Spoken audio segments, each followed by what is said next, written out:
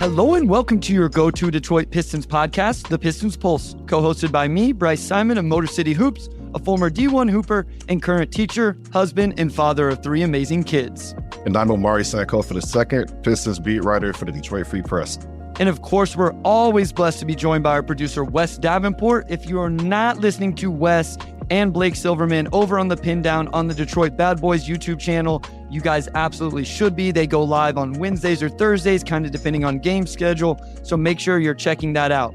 Omari, we do have real regular season Detroit Pistons basketball to talk about. But first, I think this morning is the biggest example of how different our lives are. So I want to give you a chance to tell the listeners what you did this morning, and then I will tell them what I did this morning, and I think everybody will understand my point. So what have you spent your morning doing? Yeah, I spent my morning flying to Miami. I had a 8:40 flight out, and I actually literally just got to the hotel like a half hour ago, and only got some food real quick and sat down here. But that explains the festive background for those listening to the pod, not watching. There's like this floral sort of pattern on the wall behind me. So I guess that's just the Miami energy. I don't know. But yeah, that's my day. I flew to Miami doing the pod and then going to turn the Lions on after. So I'm curious to see what this contrast is going to be from. Yes.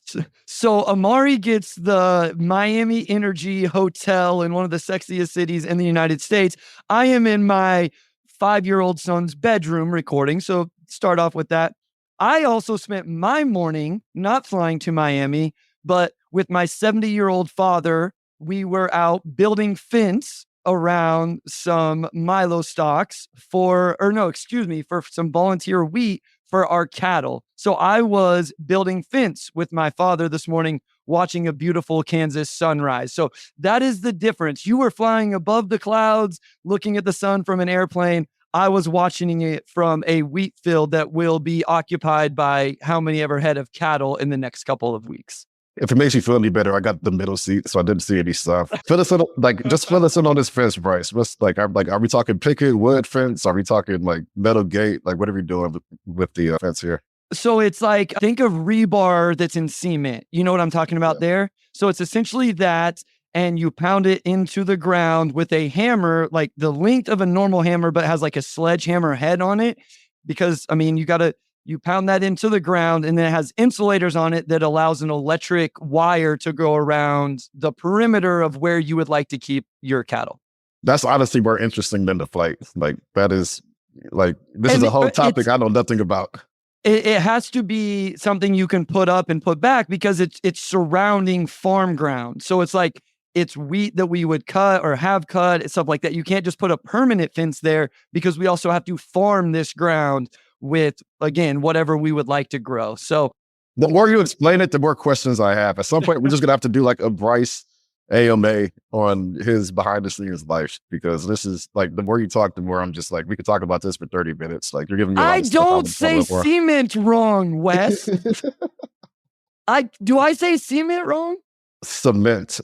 Whatever. Wes said he mowed the leaves this morning. Go watch the Lions game, everybody. I'm not going to take this morning. Michael says aggressive counter program to the Lions game. Listen, guys, we just outlined it. Omari's flying to Miami. Wes has a life. I'm still in high school football season. We have like our Sunday meetings to prepare for the week. Sometimes our schedules just work where, yes, we have to counter program the Detroit Lions. Hopefully you guys are watching while listening to us, or you're listening/watching after the fact.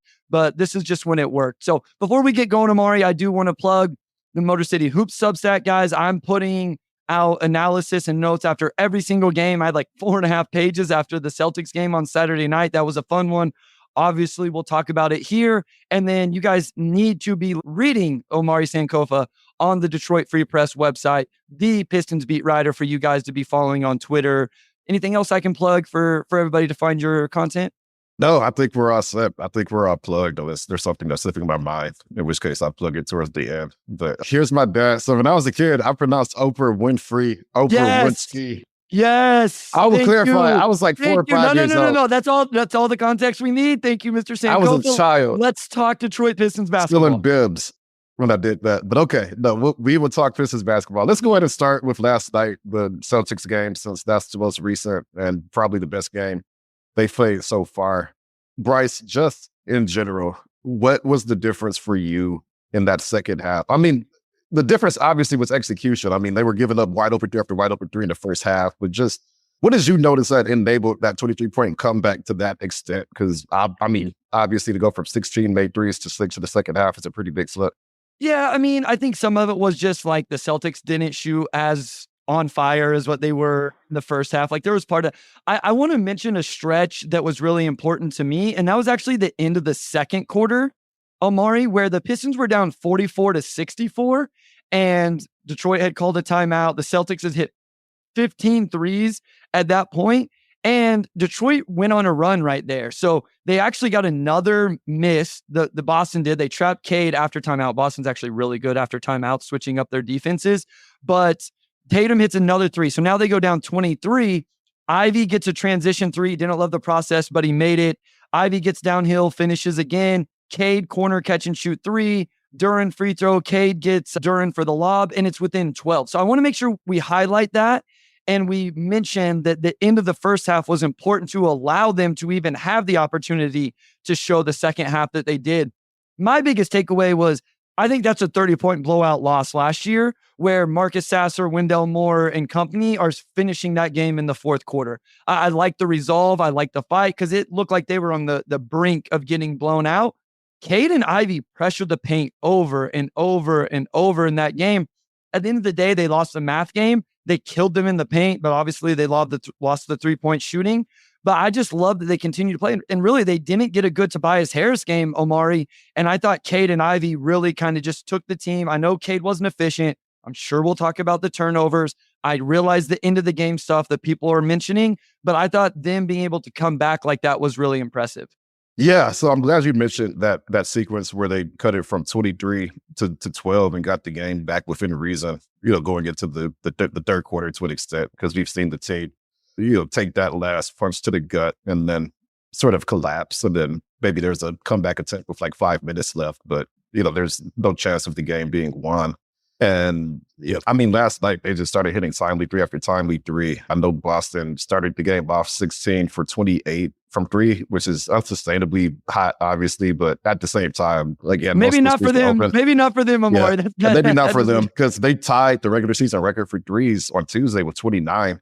And I actually mentioned it in the story I wrote last night, but they had the best offensive rating of all time last season, right? Which was like 122.2. Through 3 games this season, their offensive rating is 129. So they have just been on a completely different level. And you talk about moral victories or this and that, but this Boston Celtics team is like the Monstars, essentially. And for the Pistons to play them significantly better than the Knicks did, and they blew out the Wizards a couple nights before.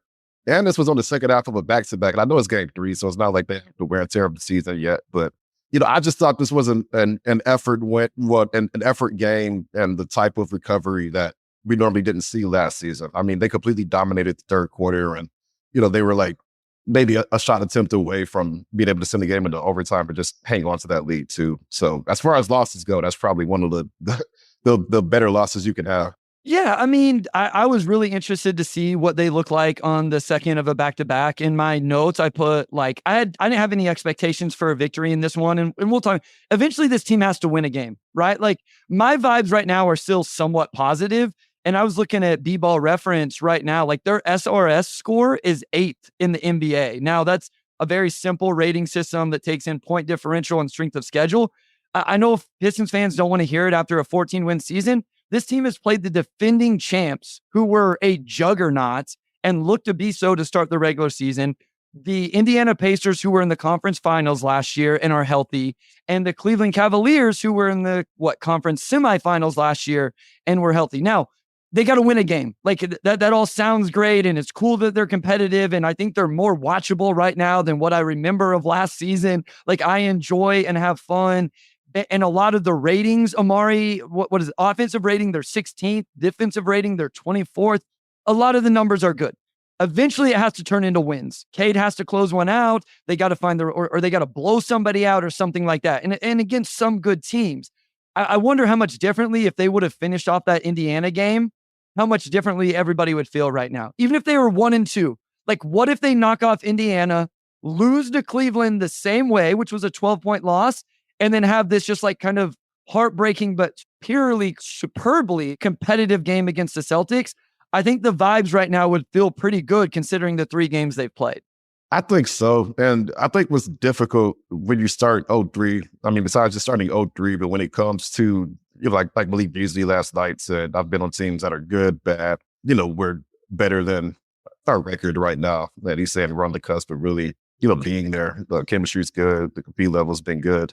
But until you get that win to show for it, like it from a fan standpoint, it probably doesn't feel satisfying, right? Like, and especially after we've seen these types of games in the past. So they went to Miami in the opener last season and Cade went off and, I think they forced overtime and lost. But, it's like, oh, the Pistons are ready, a type of opening season game. And then they end up beating Chicago, right? So I think they beat Charlotte after that too. So you're 2-1.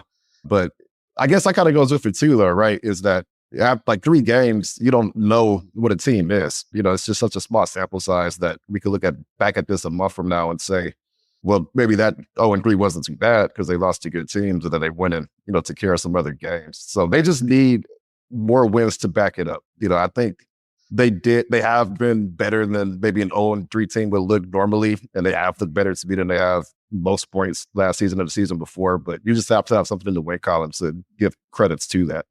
Yeah, I mean, I think that's where it's at now. I think they've shown through 3 games that they can be competitive. They can play a lot better. I don't want to get into individual play yet because, I mean, obviously we're going to do that, with a few guys specifically, but it looks like a more competent team. I think in general, a lot of the defense is better. We knew this wasn't going to be an average defense, but it is better. The offensive spacing has already proven to be effective. They've overcome some adversity in terms of getting down and all of that, but it's eventually has to result into wins. And whether it's 20 turnovers that keep you from winning or not being able to execute in the fourth quarter or whatever it is, they have to figure it out where other teams' best players are making like big time plays in those moments. And they got to get that from Cade and J.I. and then other guys. I thought Jrue Holiday actually had the biggest sequence of the night for the Boston Celtics. He had back-to-back 3-pointers when the Detroit Pistons had gone up 6, and then in a transition situation, ripped it from J.I. and then ripped it from Tobias Harris in like a 2-second span and had it going back the other way. Derek White had an insane block on a Cade Cunningham, like backdoor action. And those are the kind of plays that Detroit needs, not just from Cade and J.I., but Tobias Harris, Malik Beasley, all of these different guys. And we just haven't seen them do it to get a win yet. So I think the vibes are good. I like the energy. I like how the team looks.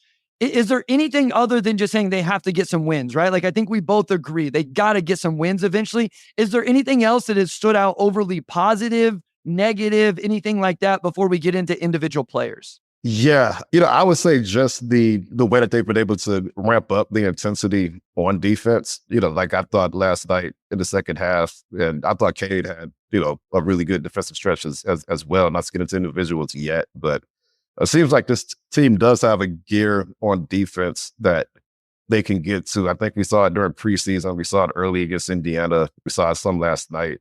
Not as much against Cleveland, but is that going to be what this team can fall back on? We know that they're going to hit shots. You mentioned their offensive rating being all right, but I think just seeing that gear defensively, and they still have some things to work on. Like Al Horford can't take 5 wide open threes in the first half, but it does seem like there's an overall want to and a level of execution that we haven't seen. And I've not just seen a full game of them just playing bad defense. There have always been extended stretches of them locking down and showing that they can get to that next stage.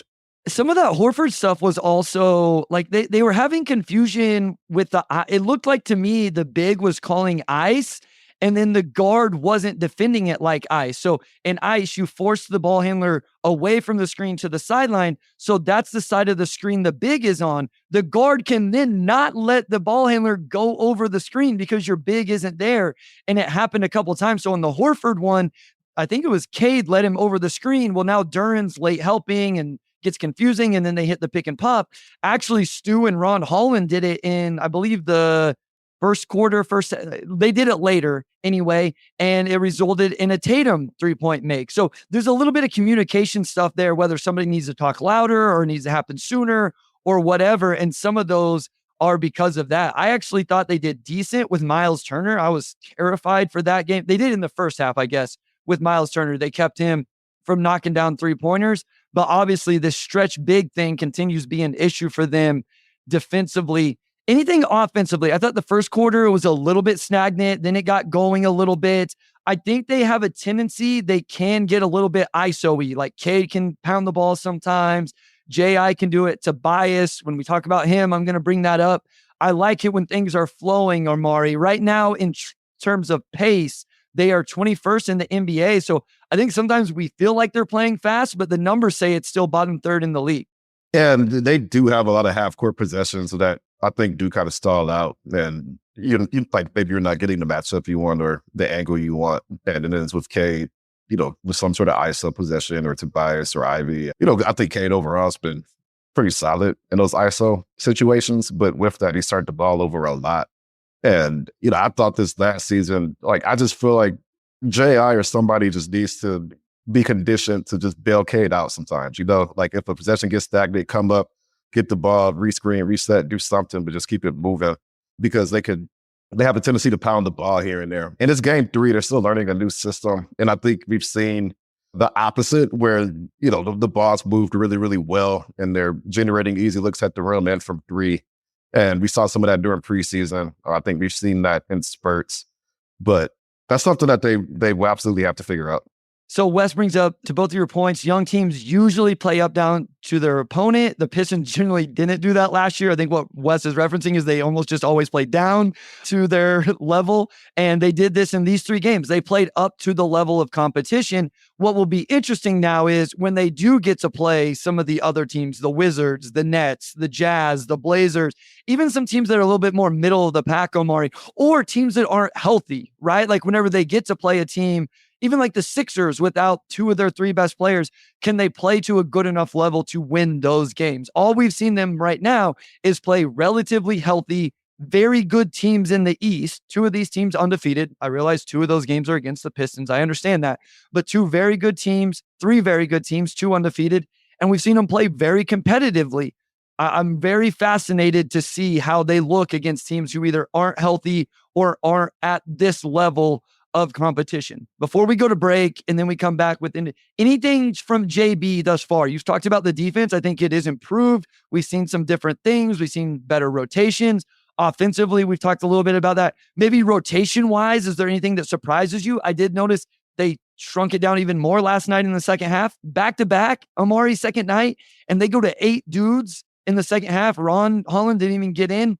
Anything that has surprised you with the rotations thus far?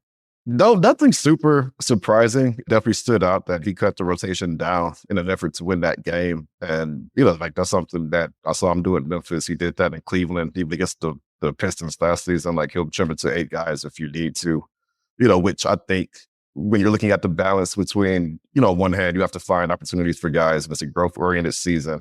But you still have to put players in the position to win too. And, if you have a young guy that's not getting it done early, I think it speaks to their depth that he can go in a different direction.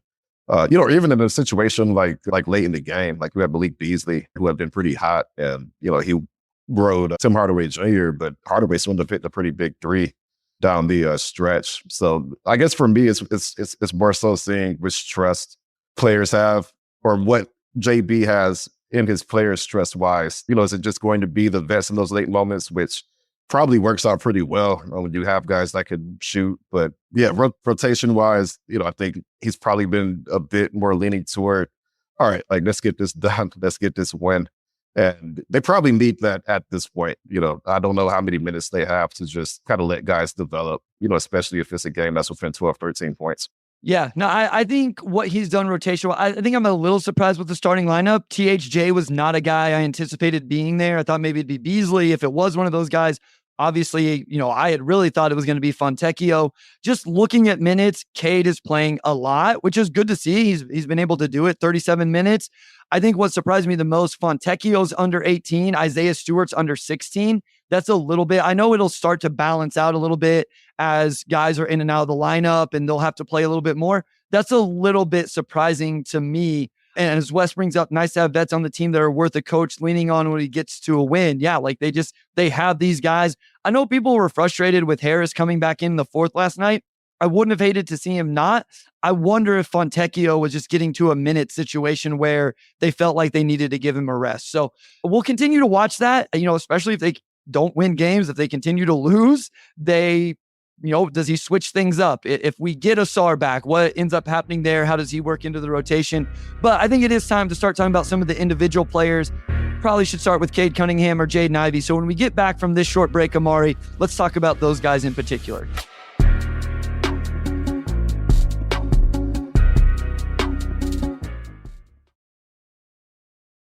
All right, we're back with segment 2. And let's go ahead and dive into Cade. I think there's been a lot of good. I think he's gotten to his spots really well. I like that he's going to the post game a little bit more to take advantage of certain matchups. We've talked about post Cade for so long, and it seems like he's had at least 2 attempts, either jump hooks or whatever per game so far. I'd have to go look, but I've enjoyed seeing that aspect for him.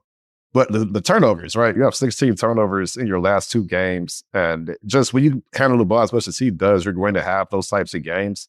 But he turned it over almost 5 times per game early last season. He, actually did pretty well during preseason and through most of last season as well. But then it's starting to trend up again. For you, overall, what's your take on Cade? And as far as the turnovers, I guess, is your concern level a little bit higher than it was before, or where are you there? Yeah, so as Michael brings up, you guys might get to this organically. The Cade turnover numbers are big. Have you looked at the cause? I think it's the same cause it's always been. He has careless turnovers. Listen, I love Cade. I'm the biggest Cade defender. These 3 games have only given me more confidence in Cade Cunningham and the other guy we're going to talk about, Jaden Ivey. I think there's a lot of things to be excited about, but eventually Cade has to stop turning the ball over in the ways that he's turning it over. And he should have the most turnovers on the team. I want to be clear about that. He should have a high percentage of the turnovers, but so many of them, Omari, are not him like penetrating into the lane and then just like, trying to be aggressive and somebody digs it away from him. So many to me are what I would tag as careless. He has to stop throwing it to a guy jumping into a passing lane because they read the play and he just, doesn't recognize it. I think those are the ones. Those are the biggest ones for me, is that he has to get rid of those ones. He gets rid of those ones and I can handle drive into the lane and, whatever, and make some mistake. Those ones are going to happen. There was multiple in this Celtics game that I thought like they weren't aggressive turnovers. They were completely careless. And so that's my biggest thing with Cade right now. I have 2 things with Cade. That's by far number 1, is getting rid of those turnovers.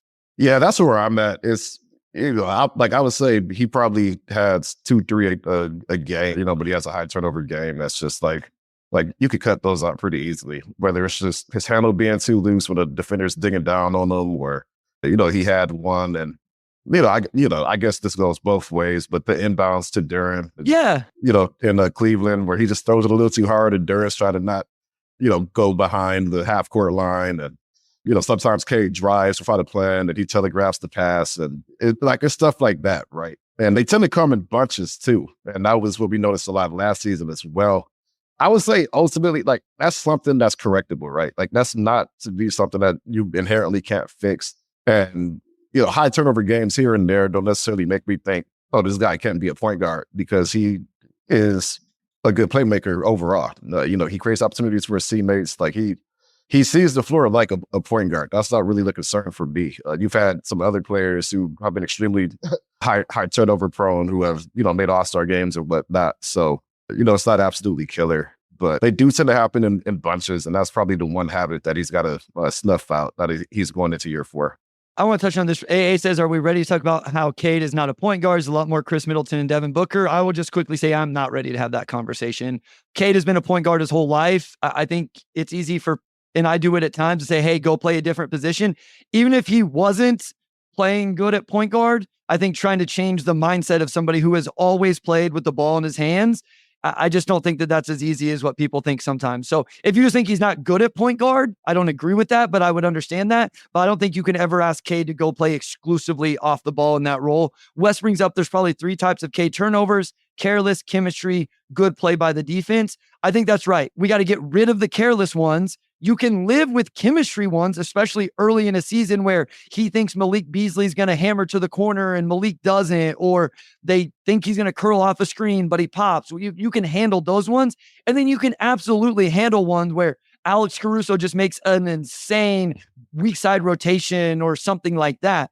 I want to see him make a conscious decision. And to your point, Omari, it is fixable, but Cade has to consciously think about, I'm just going to take care of the ball better. And even if that means he's 3% less aggressive, I would rather have that, because right now he's averaging 6 a game. And obviously that's not something, and I don't think that number is going to hold, but you can't be doing that. He's got to be better with that. Hopefully it does improve. I haven't had a chance to read the article yet, but I would like for you to kind of explain to me, because I know did you make the argument that it isn't something to be worried about based off history? And maybe for any of our listeners that haven't had a chance to read that yet either. Yeah, so I wrote about this after the game on Wednesday. No, I'm sorry. What's the day? Sunday? What day did they play the Cavs? It is Friday. Sunday. They played the Cavs Friday.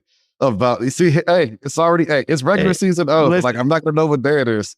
No doubt. I would say that, I don't even know what you were talking about the Cade turnover article. Cade turnover. Yeah. Article. So he averaged 4.8 turnovers per game, almost 5 through his first 16 games last season. And he was leading the NBA in turnovers for a little while there. And like after that, like it was just a complete turnaround. I think he played 46 games after that, and it cut down to 3, and his assists went up. So he went from averaging like 5 turnovers and 7 assists to like 8 assists and 3 turnovers. So it was a complete turnaround 16 games into the season.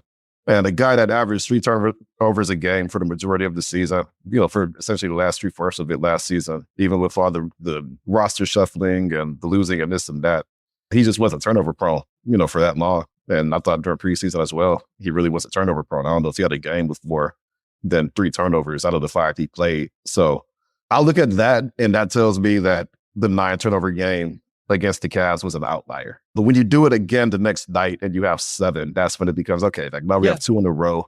It's just one of those things where as you get a larger sample size, you'll know if these are just outliers or if they're starting to trend back up again. So I'll be curious to see just over the next 7-8 games, how he's able to cut that down, or if he's able to cut that down. Mel75 says, LOL, regular season Omari. Can you guys imagine what postseason Omari will be like? If we ever get postseason Omari, that will be amazing to see. Let's go ahead and get the other negative or question I have around Cade before. And I do want to get positive. So please, let's not switch to Jaden Ivey or anybody else before we get to the positive, because we spent a lot on negative. And I think for a guy who's averaging 27, 8, and 5, it's a little bit negative right now, but that's okay. I think it's fair. I like the 3-point volume from Cade. He's taking almost 7 a game, which I love, but it's at 30%. So I think that's we don't have to dive into this. We kind of understand he's got to make shots, right?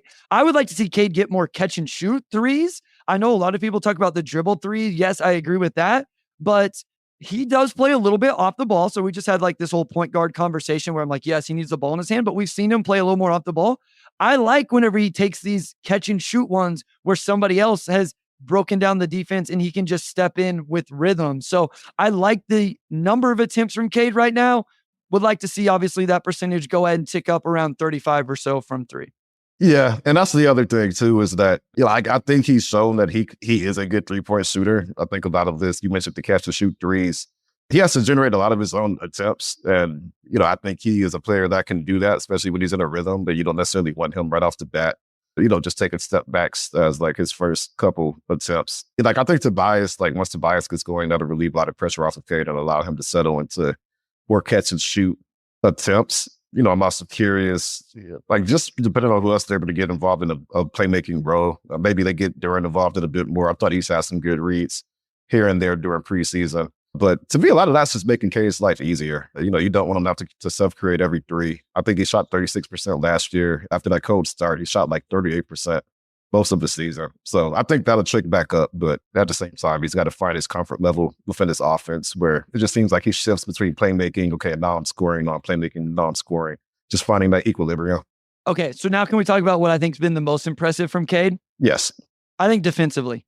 I think Cade's been really, really good defensively. I think I don't know if I'm ready to call him a positive defender yet. I think he's at least neutral. I think there's no question through 3 games, he's been a neutral defender.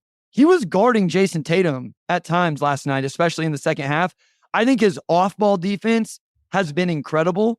I think he's rotating all of that stuff. He had a chase down block in that Celtics game. I think he's been very good. He had another weak side rim protection that paired with a transition lob to Duren. That was one where he came over and he got the block. The ball bounced around. He came in from out of bounds. He attacks down the middle of the court in transition and throws the lob to Duren. I think he's been very good defensively. And I want to make sure we, at least for me, acknowledge that. Because I've been, so AA says, I like what I saw from Cade defensively. I've been hard on his defense, the same way we have been on JI and JD. I think he's been very good this year. And like I said, I think it's at least neutral, if not good, through 3 games so far this year. Yeah, I've been impressed with what he's done defensively as well. And he's actually been one of the players leading the charge, I think, on that end of the floor. And we've seen Cade in spurts play really strong defense. He's got excellent timing when it comes to blocks and things of that sort. You mentioned the chase down block, which we see here and there. We don't see it a lot, but when we do see it, it's like, that's not a skill that all players have. And he's able to do it with enough consistency that, again, because like Wes here mentions, Cade essentially playing some free safety being fun. The more he's able to do that, the more he could probably, be able to rack those up a little bit more. But I mean, he's 6'6", 7-foot wingspan. And, I think of all the players the Pistons have, he probably is the one who has the best understanding of what's happening on the court at all times.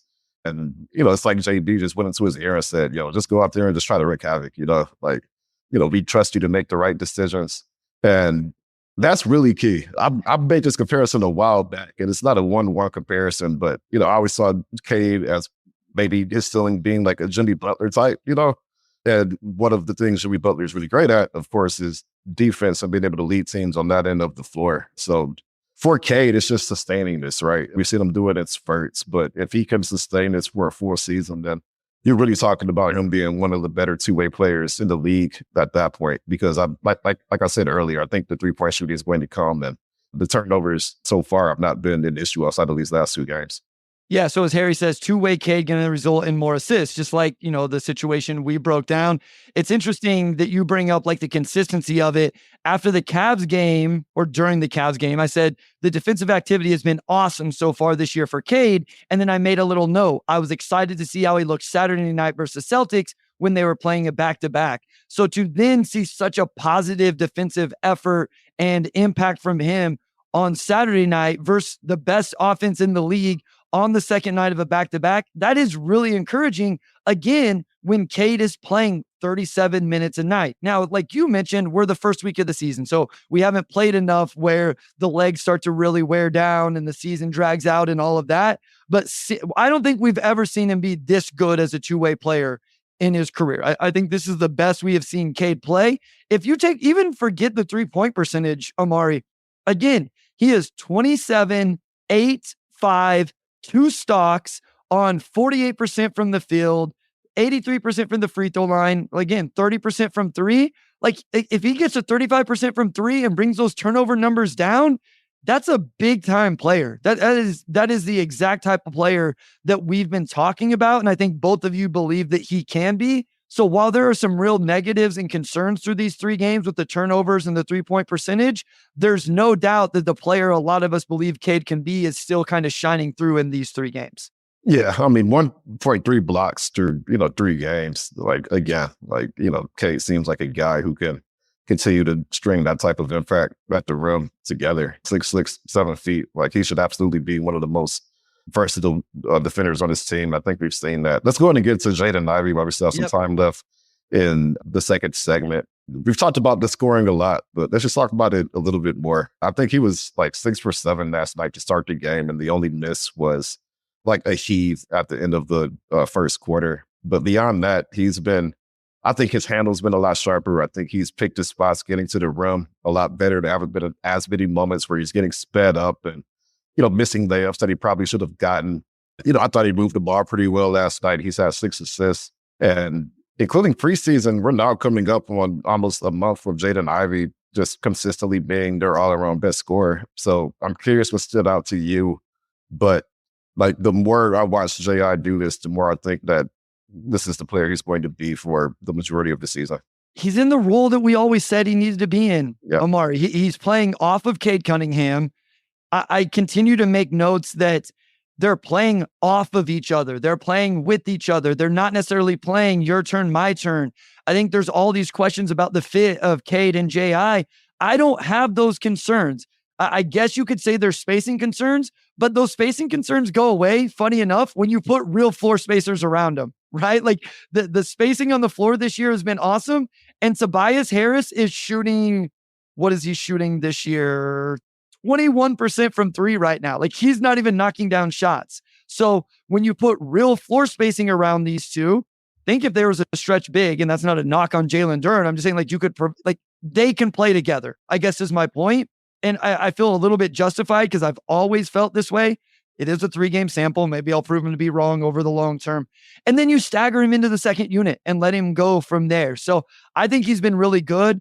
I love the actions where he catches it downhill coming off a staggered or off a cut or relocation at the 3-point line.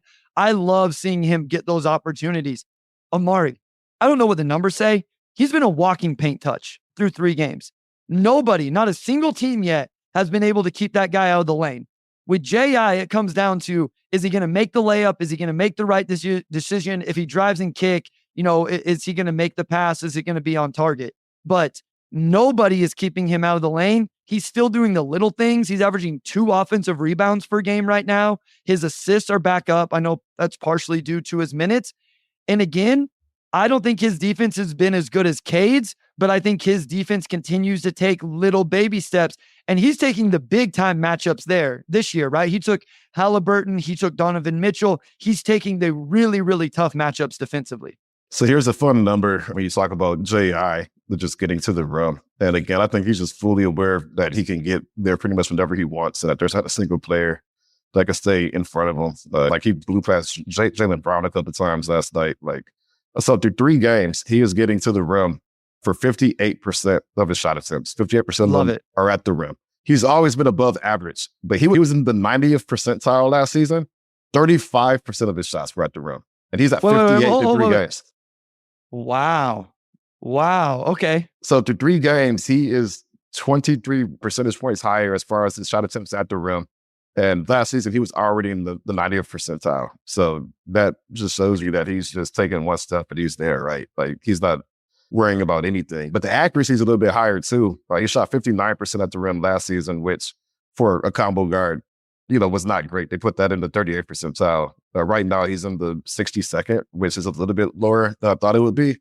But I think he's also had to maybe create a bit more out of those. I thought during preseason, he took a lot of shots already in motion, right? And it's been a little bit more of him creating here and there during the regular season, which isn't bad. But the bottom line is that he's somebody who clearly is aware of his gifts and how he can impact the game. And that's had a really big boost in his efficiency so far. Yeah, I mean, looking just at B-ball reference, it's a lot of the same numbers. They had 0 to 3 feet last year. 22% of his field goal attempts were from there. Right now, it's at 38%. Like every number screams that this guy is getting downhill. I also want to make a quick point. He creates even more than the assist sometimes. So there was a play in the Cavaliers game. He attacked, drove, kicked. He hit Tobias Harris. Harris makes the one more pass to Cade. Cade knocks down the 3. Well, who gets the assist there? Tobias gets the assist. But who created the shot attempt? Jaden Ivey did. So I bet if you go back and look at a lot of stuff, there are times where he's the one breaking down the defense initially, Omari, and then he may not be the guy that gets the assist because it's swing or one more or, attack and then a pass, all of that. We got to go to a break. When we come back, I do want to stay on J.I. There's an interesting question about him from the chat. So we'll go with that, and then we can kind of quickly hit the other players on the roster.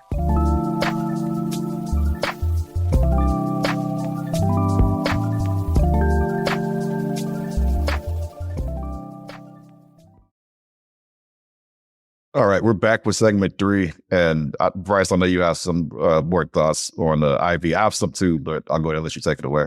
Yeah, so Arthur says, do you think the intention going to the season was Ivy being the second option, or is it Ivy taking the spot, or is it because there just isn't anyone else there able to do so?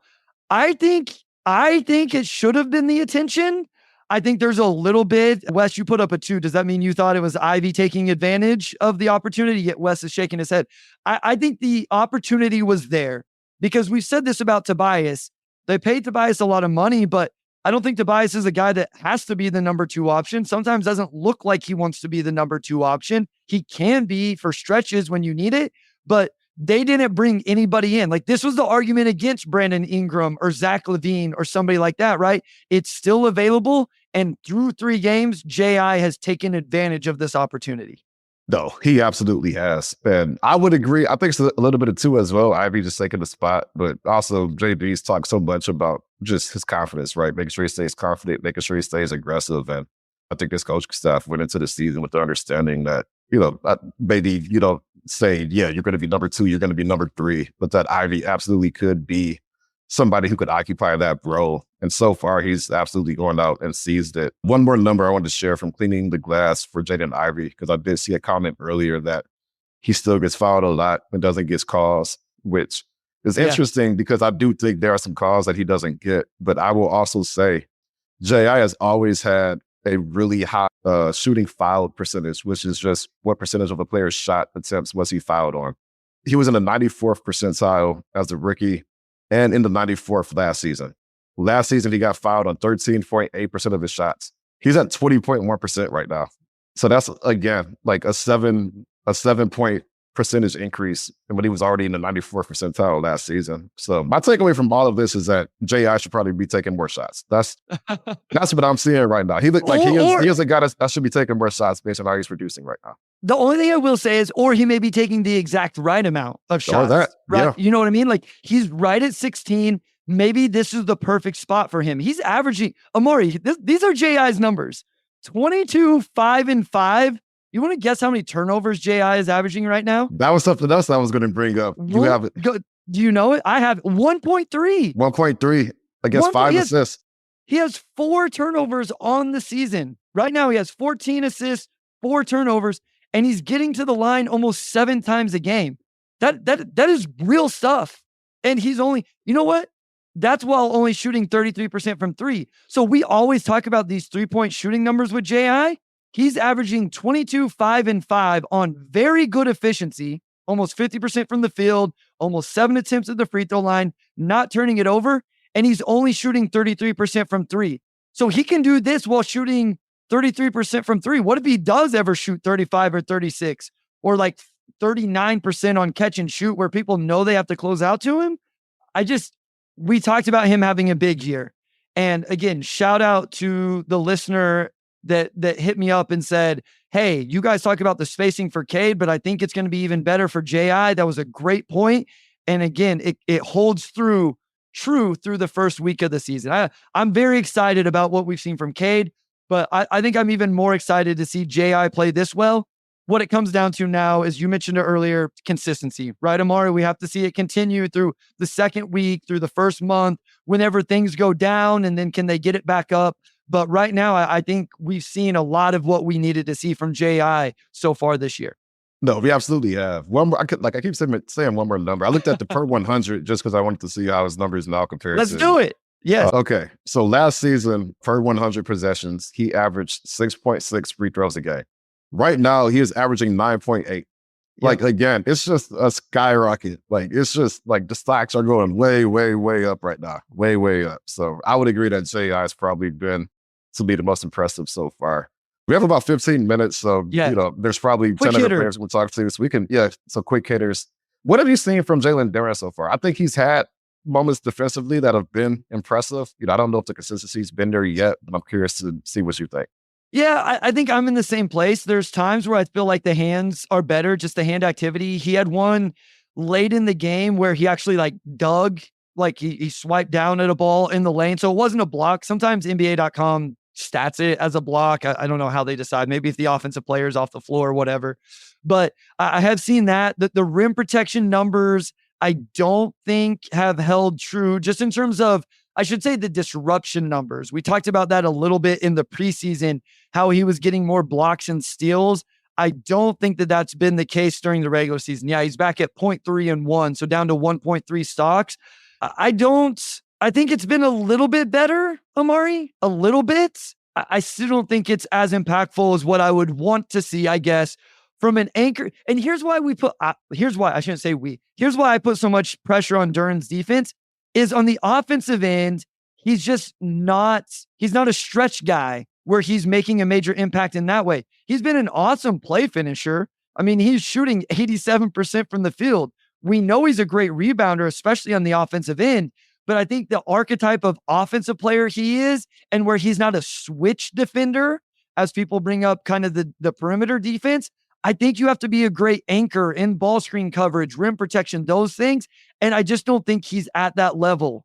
No, yeah, we talk about it, but with the archetype of player he is, if you're going to be a rim rolling, rebounding, put back, lob type of center, you have to be good defensively. And that's just like a non-negotiable, because there are too many guys in the league who can do a lot of that stuff, but also give you more on the defensive end. I do think he's had at least one nice verticality contest. Yes. A night. Yes. He had one last night against Jaylen Brown that was just perfect. He got up both hands. He had one against the Pacers. I forget against who, but it was perfect.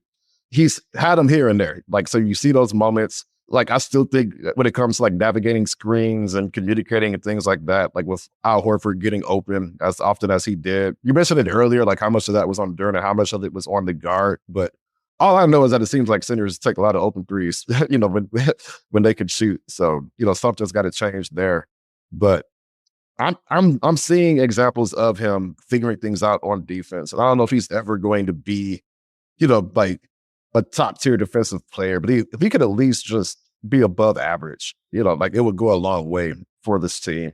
Is he still 21, 20? He's still so young. He's still the second youngest player on his team. I think it's easy to forget how young he is still. He's still 20 years old. He turns 21 next month. I've seen growth. He's still young. I think he's figuring things out slowly, but I absolutely agree that that's the biggest key for him this season to secure his future with this team. Yeah, I'm glad you brought up the verticality, because he definitely deserves credit for that. The one you're talking about was actually right after the Cade block, transition, lob to Duren. They come down the next possession. He gets the contest with verticality, and that actually led to a wide open transition corner 3-point attempt that was missed by Tobias Harris, who had a really rough night last night. Long Live Organic says, not as big as guys like AD, Gobert, Wemby, Brook Lopez. YouTube user brings up a good point. He's the only consistent rebounder. Rebounding is a part of finishing defensive possessions. More than fair, right? If he's an elite, I think JD is an elite offensive rebounder. I don't think he's elite defensive rebounder, but he's a very good defensive rebounder. And that is very important to note, that he does finish off possessions with defensive rebounds. Yeah, it is interesting. His rebounding numbers are actually down, as Wes points out in the chat. So right now he's at 9.7. He was at 11.6 last year. He's averaging roughly the same amount of offensive rebounds, Omari, throughout his whole career. It's been pretty consistent. The minutes are almost identical from this year to last year, but his defensive rebounds are actually down 2 right now. Now, again, as with everything, we've mentioned this more and plenty, 3-game sample, but it is something to track. I do feel like at times the motor runs a little hotter on the offensive boards than the defensive boards. No, I definitely agree with that. Let's just stick with the bigs. Let's talk about Isaiah Stewart for a little bit. I feel like they haven't figured out what to do with him yet. I'm just going to, that's just the best way I can put it. I feel like they have not figured out how to utilize his game. He's not really popping. He hasn't taken, I think he's taken maybe 1 3. There haven't been too many shot attempts in general. And it just seems like he's always in a crowd in the paint, whatever. They're trying to get him the ball. There's been some turnovers there. I think, again, we know he's going to hustle. I think he's had some really good moments defensively, some tone-setting moments defensively. But offensively, I just feel like they have not figured out how to utilize him yet. And I'm just curious to the extent that you agree with that, because that's, if there's been one glaring thing about the offense that they need to solve, that's one thing I've noticed. He's taken 1 3. Yeah. That's it. I'm confused. Yeah. I wonder if it's calculated. I wonder if it's on purpose, or if maybe JB's system doesn't allow for the big to pick and pop. I don't know. I'm confused, I guess. I'm not trying to critique anything. It just doesn't make sense to me. And we've talked about this. The Isaiah Stewart thing with the threes wasn't about him becoming a 4-man exclusively, right, Omari? I feel like those things kind of became intertwined, and that wasn't the case. Stu was always going to need to stretch the floor to be more impactful offensively because he doesn't really pass it all that well. And he's a little bit smaller, so he's not a great lob threat. So spacing the floor was, to me, always the natural thing. And we've only seen him shoot one. And that's just, it's confusing to me. Yeah, I think he is a much better 3-point shooter at this point than he is around the rim. He's just like, if he's not being used like he was in college, where he's posting up and things like that, like NBA centers are just, they're big, they're athletic, and it's just some matchups that don't favor him. I think especially in the way that they're trying to use him as more of a traditional roller. To me, he's a guy that you just spam pick and pops with. Like he should be, to me, at least half of his shot attempts should be threes at this point. And you could probably even get him a few mid-range looks per game too. But he should be the opposite of how they use Duren to be. Like when Isaiah Stewart comes in, you're using them the complete opposite, right? It's a good changeup, right? Like, don't you think it's a good changeup? A good changeup? I mean, in fairness, 20% of his shot attempts have been threes because he's only taken 5 attempts the whole year. So Wes brings up some of this is on him. So this is a fair point. This is a really good point. He passed up a few good open looks against the Pacers and Celtics. So that's always fair and important to keep in mind. I will say I have quite a few notes for a guy that's only played, 47 minutes about some rim protection and some defensive things. Like I do think he's showed his value. I know the numbers won't pop off to you, but if you look at per 36, he averages almost 4 stocks a game. Duren's at 1.6. Like nobody else is over 2 other than Ron Holland. So I do think in those limited minutes, he shows an ability to switch at times. He's had some really good rim protection, active hands, all of that. His minutes in general have just been a little bit low, and then, just not being able to find that flow offensively, kind of his role. Yeah, but like he has been, I think, pretty good defensively. And again, I think he is, from a versatility standpoint, I think he's the most versatile defender on this roster because he can step up and, defend smaller guards on switches, which, still seems like it catches teams off guard here and there. Stu, like he fills a really important role for this team as the backup 5, I think, especially defensively. If they could get him a flow offensively where, maybe you're running more pick and pops and, staying on him, just making sure he's aggressive, shooting when he has space. I think that could be a really good 1-2 punch with Jalen Duren, just because like they're just opposite players in so many ways, but in ways that are still very useful to the modern game. But yeah, through 3 games, I've just been confused by, the offensive side for Isaiah Stewart. And I don't know if I expected that coming in. It seemed like his role as a pick and pop guy seemed pretty straightforward. So Muhammad asked, question for later. Have you guys been following Jay Huff? I think he'd be a great fit for the team. Yeah, I mean, I saw Jay Huff at Summer League and he was awesome. Like he was awesome. And I would love that. I think there's no chance that guy is getting away from the Memphis Grizzlies right now. He's playing real rotation minutes for that team. But yeah, that's a great call, Muhammad. I just don't think there's any way you would be able to pry Jay Huff from the Memphis Grizzlies right now. They had their chance. Like they could have taken him whenever he was available to get signed to a 2-way. Who knows what Jay Huff wanted to do, but great call because he is a very, very good player. And who else? Quick thoughts on Tobias? Maybe, do we need to wait on Tobias where we have a longer time to discuss it? Because I don't want to be overly negative in about 4 minutes and then leave it there. Ron Holland, maybe? Wes brings up Holland. Should we just go? Let's go Holland. Yeah, we can talk Holland. Yeah, because we know what type of player Tobias is. So it's just a matter of if he starts to hit shots. Yeah. So real quick, I don't want people to think we're giving Tobias Harris the week off, but I don't want it to be a 4-minute discussion. So I feel like we're about to get crushed. Oh, you guys didn't critique Tobias Harris. I don't think he's been particularly good. I thought he was bad against Boston, but I want to have a longer conversation. We'll have a bigger sample. Same thing with Beasley, THJ. Let's talk about the rookie Ron Holland. So far, my quick thoughts, Omari, he competes his butt off, like really plays hard. I think he's going to be a real rebounder. He's been better defensively than what I thought. The offense is a struggle. He's staying confident, which I appreciate. Like he's still willing. He pulled up in transition. Like you talk about Stewart turning down shots, Wes. Ron Holland ain't turning down a shot. Ron Holland is getting that baby up. He is 1 for 8 right now, but he doesn't look like he's lost confidence, but the offense has some work to do. Yeah, and we knew that coming in, that he was going to be better in transition. If he can spot up threes, cool, but that the half court was going to be a work in progress. But as a guy, you could just maybe sprinkle in 5 to 12 minutes per night, just get some hustle, some rebounds, maybe start chirping with one of the other guys on the team that gets people every energized. Game. Right? Has it not been every game? he talks, man. He's always getting into it with somebody. He was getting into it with Mathurin. He got into it with it was somebody during preseason. But there's been enough moments where we've seen that something's going to happen when he goes out there, and I think that energy is good for this team. But eventually, he's going to have to add something in the half court, whether it's being able to knock down shots or just timely cutting, or it's going to have to be something. We knew as a rookie he wasn't going to have that right off the bat, but he is going to have something at some point. Yeah, I mean, when you look, per 36 can be a little bit unfair, right? Especially when you're talking about the number of minutes, because it's like, okay, can this guy actually do what he's doing in 13 minutes? And then can you just triple it? Can he do that if he's actually playing triple the minutes? But he would average over 10 rebounds a game, Omari, and almost 3 stocks a game. I mean, those are really good, but he's not even shooting well from the field, right? Like even from 2, he's 5 of 8 from 2. So that's half of his shots have been from 3 is the issue. So that's the thing right now. He's got to find a way to get more shots at the rim. Like you mentioned, the off-ball cutting transition than all of these threes. I like the confidence from 3, but would like him to get some more attempts going downhill. We saw he attacked a closeout a couple times. He's got to stay aggressive with that.